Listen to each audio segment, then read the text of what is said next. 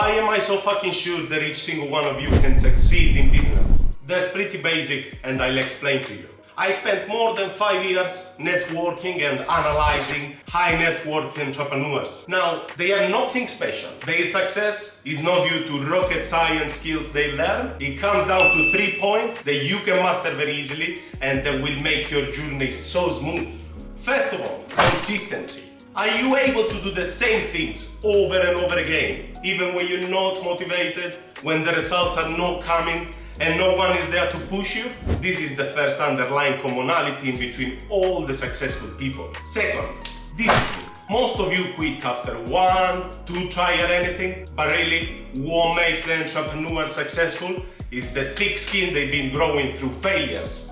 Last but not least, focus. All the most successful people I met have been able to cut down from their life toxic, negative, people that are not adding value to their life. This is something that you might undervaluing, but that's something that's stopping you for real. Stick to those 3 basic points and I'm pretty sure your journey will be so fucking smooth that you will be laughing in maximum 6 months from now.